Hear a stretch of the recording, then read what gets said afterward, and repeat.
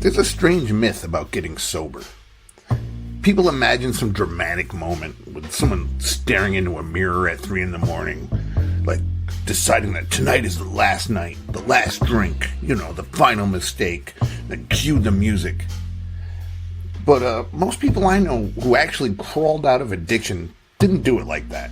It's usually quieter, more boring, more accidental. You don't suddenly become a different person. You just slowly start pointing your energy somewhere else. For me, that direction happened to be disc golf. And before you start rolling your eyes, let me just say something right away. This story isn't really about disc golf. It's just the thing that worked for me. But before we dig in, please like, subscribe, don't be a poser. If you talk to enough people who've cleaned up their lives, you start noticing a pattern. Everyone finds something. Running, weightlifting, painting, fishing, woodworking, music, anything really. Just some weird obsession that absorbs the restless energy that used to go into destroying themselves. For me, that obsession just happened to involve throwing frisbees. Yeah, I call it a frisbee, at metal baskets in the forest. But the funny part is, disc golf had been sitting in the background of my life since the late 90s. Back then it wasn't a hobby, it was more like a party. A place you went to drink beer and smoke weed and nobody bothered you. You'd meet up with a couple friends, pull a few discs out of the trunk, and you'd wander around the woods for 2 hours pretending to keep score. That was the entire experience. We played 2 or 3 times a year, sometimes less. Nobody cared about being good, nobody cared about technique. If someone mentioned shot shapes, we would have asked them what they were drinking. Disc golf was just something you did between beers. The discs were props, like pool sticks at a dive bar. Something to occupy your hands while you talked about music and dumb ideas and whatever half-baked philosophy felt profound when we were 25. That's what disc golf was for me for about 20 years. Just another background activity in a lifestyle that revolved around getting drunk and getting high, and drifting from one night to the next. Then life did what it does. It got heavy, it got complicated. Friends disappeared, some moved away, some burned out, some didn't make it at all. And the party that once felt electric slowly started feeling repetitive. At a certain age, you know the feeling. The same bars, same conversations, same nights that blur together. You start noticing that nobody is actually having fun anymore. Everyone's just maintaining. And within that realization, I started trying to get sober. Sobriety, it's a strange word because people think the hard part is quitting the substances, but most of the time that's not it. The hardest part is the empty space that appears afterward. Drugs and alcohol fill time, they fill boredom, they give structure to chaos. Remove them and suddenly you're left staring at hours of your life you don't know how to fill.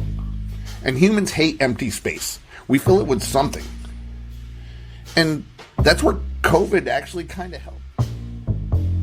When everything shut down, the normal places that we went to drink and socialize kind of disappeared.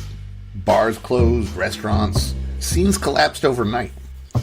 Suddenly, if you wanted to see people or leave the house, the options were a little more limited. You could sit at home and spiral, or you could go outside. Outside meant parks, trails, forests, which is where disc golf quietly re-entered my life. Because the courses never really closed. They're just baskets sitting in the woods. You can walk a whole round and sometimes not see another person. So instead of meeting someone for drinks, I went to the course. Instead of sitting at a bar for 3 hours, I walked 3 miles throwing plastic at trees. And that might sound like a small change, but environments shape behavior. Hang out in bars long enough, you do bar stuff. Hang out in the woods long enough, you start noticing birds. Your brain slowly adapts to whatever space you spend time in. And disc golf gave me a new environment, one that didn't totally revolve around alcohol and drugs. One that involved walking and focusing and trying to do one simple thing well. At first it was casual, then it became regular. Then something weird happened. I actually wanted to get better, it was new to me. For 20 years I didn't care. But once I started playing consistently, the game started revealing itself. Like different angles, wind, shot shapes, elevation, the strange geometry of trying to bend a disc through a forest. It's a ridiculous sport when you describe it out loud. Adults throwing plastic at metal baskets.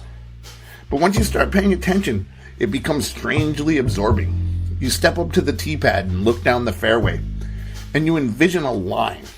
And for about 5 seconds, your entire universe shrinks to one simple thing, that throw. No past, no regrets, no existential dread, just that motion. And the focus is powerful, especially when your brain has spent years bouncing between chaos and distraction. Disc golf gave my attention somewhere to land. And that's important because addiction is often just misdirected energy. Your brain wants stimulation, dopamine, motion. If you remove the substances but don't replace the outlet, the energy just circles back to the same destructive habits. Disc golf gave that energy somewhere else to go. Then in 2022, right after COVID was kind of getting over, I pushed things even further. My girlfriend and I built a schoolie, which basically means we turned an old yellow school bus into a rolling tiny house. Bed, kitchen, lights, all the essentials. Then we pointed it west and started driving. No real plan, just a loose idea. Cross the country and play disc golf in every state we passed through. And if you're looking for a weird but wonderful way to see America, it's not a bad one. Disc golf courses exist everywhere. Mountain valleys in Montana, foggy forests in Oregon, weird little Midwest towns where the whole course smells like summer and cut grass. Every stop became a new landscape, new fairways, new people. And disc golfers are an interesting tribe. There's retired guys who play every morning, college kids skipping class, hippies, van lifers like us, tech workers, and everybody's connected by this strange hobby. At one point, our bus broke down in Minnesota, a dead fuel pump, which is exactly the kind of thing that happens when you drive a 25-year-old diesel bus across America. So we were stranded, waiting on mechanics and parts. But sometimes detours turn into opportunities. While we were stuck there, we found out the Professional Disc Golf Tour was holding a tournament a few towns away. So when the bus got repaired, we went. And watching a pro disc golf event in person is a strange experience. The sport looks casual until you see someone throw a disc 500 feet through a gap that looks like the size of a refrigerator. It's precise. It's almost surgical. But the interesting part wasn't just watching. It was talking to people. Players, people in the industry, manufacturers, artists, fans. And then something clicked. After the tournament was over, I casually met Connor O'Reilly, a touring pro. He was selling discs from his RV in the parking lot. I bought one because I had lost one in a tree back in Wisconsin, and he hooked me up with a few multicolored packets of powdered dye used to dye plastic, and it opened my eyes to a whole new realm of art. Because around that same time I had stepped away from tattooing. It had been my career for 25 years, but sometimes when you're cleaning up your life, you need to distance yourself from things that you've done forever. You need to reset the creative engine. And disc golf suddenly gave that creative energy somewhere new to go. I started designing stamp designs for discs, dyeing discs, working with manufacturers, still making art, just on plastic instead of skin. It was a different outlet for the same instinct, and that mattered more than I expected. These days I still play disc golf constantly, almost every day. And of course, part of me would love to turn it into a livelihood. Designing, creating, whatever. Being part of the culture that helped rebuild my life. But even if that never happens, I'm fine with that. Because the real gift wasn't the industry, it was the focus. It gave me something to care about again.